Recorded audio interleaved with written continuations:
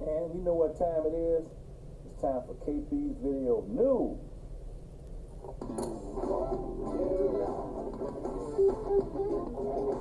KP's Video News, y'all. KP's Video News, y'all. KP's Video News, y'all. Right here. KP's. That's right, it's time for KP's Video News, y'all. And I'm coming to you today with a few stories that I had on hold here for a second. A couple of new ones that are fresh, and I'm kind of mix them in together here. But this main story that I'm going to talk about here right now is the state of California, and it approves the first state-funded guaranteed income plan. So that sounds pretty good, but let's see what it's all about. So California lawmakers approved the first state-funded guaranteed income plan in the United States, a $35 million for monthly cash payments to qualified pregnant people and young adults who recently left foster care with no restrictions on how to spend it. The vote, 36-0 in the Senate and 64-0 in the Assembly, showed bipartisan support for an idea that is gaining momentum across the country. Dozens of local programs have sprung up in recent years, including some that have been privately funded, making it easier for elected officials to sell the public on the idea. California's plan is taxpayer funded and could spur other states to follow its lead. So if you look at the stats for our foster care youth, they're devastating, and we should be doing all we can to lift these young people up. So local governments and organizations will apply for the money and run their program. The State Department of Social Services will decide who gets funding. California lawmakers left it up to local officials to determine the size of the monthly payments, which generally range from $500 to $1,000 in existing programs around the country. The vote came on the same day millions of parents began receiving their first monthly payments under a temporary expansion of the federal child tax credit, many view as a form of guaranteed income. Now there's a momentum. Things are quickly moving, and an advisor to the Governor Newsom of California was a trailblazer when he instituted a guaranteed income program as mayor of Stockton. Now I remember that program when he was giving everybody in the city of Stockton that was on a low income an additional $500, which is a young black mayor they had over in Stockton, California. So anyway, for decades, most government assistance programs have had strict rules about how the money could be spent, usually limiting benefits to things like food or housing. But a guaranteed income program gives money to people with no rules on how to spend it. The idea is to reduce the stress of poverty that cause health problems and make it harder for people to find and keep work. It changes philosophy from big brother government knows what's best for you, and we've been very prescriptive what the population in the state, as the counties go, look at the failure. Half of them don't get their high school diplomas, let alone advanced like other people their age. But critics, of course, here you go with a critic, a Republican,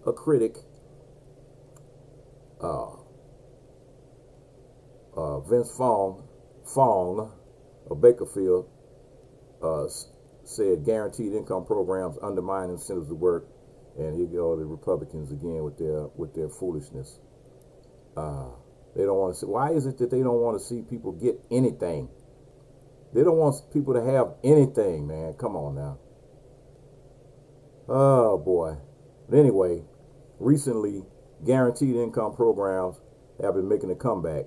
Programs have been announced in New Orleans, Oakland, California, Tacoma, Washington, Gainesville, Florida, and Los Angeles, the nation's second largest city, with a plan to give $1,000 a month to 2,000 needy families. The state wants to target the money on programs that benefit pregnant people and young adults aged out of the foster care system to help them transition to life on their own.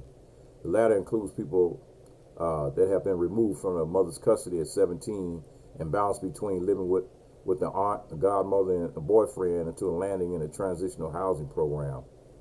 She became ineligible for that program when she turned 24 last year, which normally would have ended her government assistance as a foster care child. Instead, the taxpayers of Santa Clara have been paying her about $1,000 a month with no restrictions on how she can spend it, part of a guaranteed income program targeting former foster care children. And this particular young lady is taking care of her 9-year-old brother as his temporary guardian while battling anxiety and depression. She said her condition made it hard for her to keep a job because some days she just didn't have enough energy to get out of bed and wouldn't go to work. Now she has a full-time job as a client support specialist, and while she works with young people who are in situations like hers, she said it doesn't worry about money like she used to, choosing to save most of what she gets from the guaranteed income program, which she used some of it to buy things for her little brother, whose interest in expensive electronics grows as he gets older. And she used the money to save for a down payment for a car. So she's proud of herself, and she didn't know what she would do without that extra assistance. And she was just at sometimes wondering whether she was going to have enough money to pay her rent or even pay her phone bill. So these things are good things, man. That's a good program, and I think a lot of states should do the same thing, man. Every state should be trying to do the exact same thing. As a matter of fact, if the federal government did it, each one of these states wouldn't need to do it. So that's something that helps pregnant women, and also people that have gotten taken off the rolls as far as foster care kids. When they reach a certain age, it's like, okay, we're no longer responsible to take care of you. But if those kids don't have jobs, then those are a lot of people you see out there on the street homeless. So this program will help eliminate homelessness, as well as try to give people incentive to move on to to keep it pushing and be able to have enough money to go try to find a new job and help pay their rent and all the other things. That's a good program. Okay, with the next story, we have several people tied to the Haiti assassination plot were previously U.S. law enforcement informants. Wow, this is a follow-up story here. Several of the men involved in the assassination of Haiti's president, and they had investigators grapple with the increasing number of Florida links to the alleged hit squad. Haitian President Mosé was killed last Wednesday in an operation that Haitian authorities said involved at least 28 people, many of them Colombian mercenaries hired through a Florida-based security company. At least one of the men arrested in connection with the assassination by Haitian authorities previously worked as an informant for the U.S. Drug Enforcement Agency, the DEA stated in a response. And at times, one of the suspects in the assassination was a confidential source to the DEA. The DEA made in a statement. Following the assassination of Mosé, the suspect reached out to his contacts at the DEA. A DEA official assigned to Haiti urged the suspect to surrender to authorities, and with the U.S. State Department official provided information to the Haitian government that assisted the surrender and arrest the suspect on one individual. Wow, they did the first 48 on him. And the DEA said it was aware of reports that some assassins yelled DEA at the time of the attack. The DEA said in a statement that none of the attackers were operating on behalf of the agency. The other suspects also had U.S. ties, including workers as informants for the FBI. The people briefed on the matter. The FBI said in a response that it doesn't comment on informants except to say that it uses lawful sources to collect intelligence as part of its investigations. Authorities on Monday announced the arrest of a suspect who they say orchestrated the assassination. And the Haitian authorities say Emmanuel Sanders, 63 years old, entered the country on a private jet in June, and that he hired the Florida-based company CTU Security, which they alleged recruited men initially to provide security, though their mission appears to have changed thereafter. So he came to Haiti accompanied by a few people in the beginning of June, and these people were supposed to ensure the security of the president and his business. And Charles stated, and he came to the intention to take over as president of the republic. Wow! So 2 Colombian suspects who were killed in Haiti by police also had links to CTU Security from Florida, which is owned by a Venezuelan national, said Colombian police on Monday. They have requested assistance from the U.S. Interpol office to investigate the company's data. It's not clear that the men who work as U.S. law enforcement informants willingly participated in the assassination plot or were aware of the mission. People briefed on the matter stated. Wow, man, this thing is getting deeper. It's getting deeper and deeper. Telling you, it's getting deeper. Yeah, telling you, man, this is there's some crazy stuff going on in the world today. So we had this one by one, they've been trying for whatever reason to eliminate black women from the Olympics, one by one. So yesterday, Coco Gauff, tennis player, she had tested positive for COVID. So she withdrew from the Olympics. A couple of days before that, Liz Cambage withdrew from the Australian team.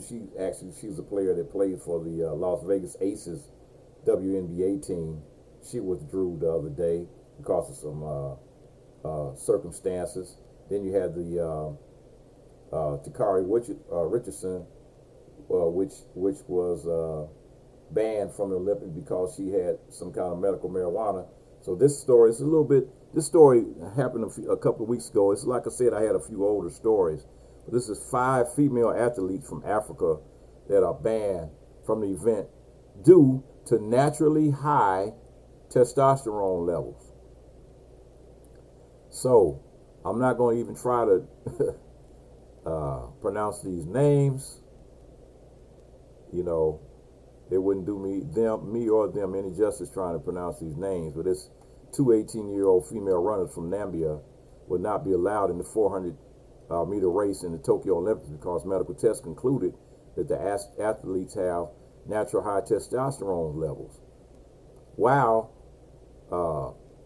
one of them finished with a time of 48.5 seconds to win the 400 meter race in Poland on Wednesday, which was the 7th fastest time ever recorded for a woman in the event, and the second one posted a 49.53 seconds, which will be the 3rd fastest time of 2021.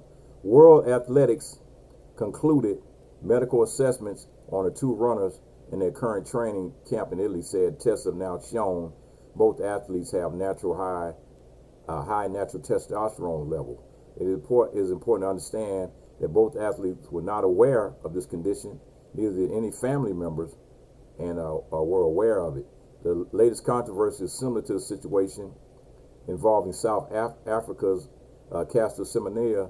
As a result of the World Athletics testosterone regulations, Semenya has been banned and barred from taking part in the 800 meter race at the Tokyo Games. And another one named Francine was of Burundi, and Margaret of Kenya also have been prohibited from participating in the 800 meter run due to testosterone levels. So this is what they're doing now. They're using the testosterone. They just came up with this new testosterone level thing for women. And if you have this certain level of testosterone in your system, Now they're using this to ban these black female athletes from the Olympics. Man, I'm telling you, man, this is, and like I said, these are naturally occurring. It's naturally occurring, man. So one of the ladies said she's very disappointed on the ruling, and you know, but they're like, you know, this is ridiculous. It's like these people are born with this natural. This is a natural occurring thing in their country. So, boy, they already knew that the runners, the male and the female runners from Africa are the best, the strongest. They always win. When you going like on any marathon, you can't beat them. And so now they created these testosterone levels that ban you from competing in the Olympics if your testosterone level is high, even though it's something that naturally occurs. It's not something that you've been taking. It's not something that you've been injecting yourself with. It's something that you've been born with. Man, I'm telling you, man, it's always something. So here's my feel-good story of the day. Got a Tennessee cop that got knocked out after allegedly making racist remarks. Knoxville, Tennessee police officer Tanner Hope was off duty at a wedding reception when he was knocked out for allegedly making racist remarks. So this is what he stated. I didn't know they let black people into the reception. 22-year-old Knoxville police officer Tanner Hope stated, reportedly told a black man just moments after he was knocked unconscious. Just moments after that, before officers responded in the old city parking lot in Knoxville, Tennessee, where Hope was attending the event, in which Jonathan Toney was also a guest. Toney, who was black, told the police that Hope repeatedly made racist remarks toward him, and Toney asked Hope to stop. Hope allegedly said he was part of the black community. That's when Toney allegedly punched Hope in the face a single time, knocking him unconscious. 2 witnesses confirmed Toney's story, and a third witness said she did not hear what was said but witnessed the punch. All 3 witnesses said that Hope was heavily intoxicated, according to a report, and Hope was taken to a hospital after being punched. Police Department's Internal Affairs is conducting an investigation into the incident, and no arrests were made. That's right, you got knocked out. Oh, they're talking all that mess. See, I've been telling y'all, when all these Karens run up on you, Karens and Kens run up on you with that nonsense. Hey, maybe that might be the only thing they understand, Jack. You might just have to put hands on them. Might have to put hands on them, folks. Just might have to do that. Oh, well. And you know what time it is? You know what time it is, folks? Do you really know what time it is? What time it is? Wait a minute here. It's time for KP's Video News. That's what time it is. Did I say ear?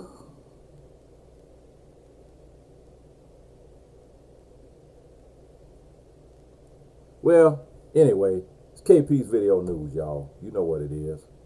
You already know it. You already know.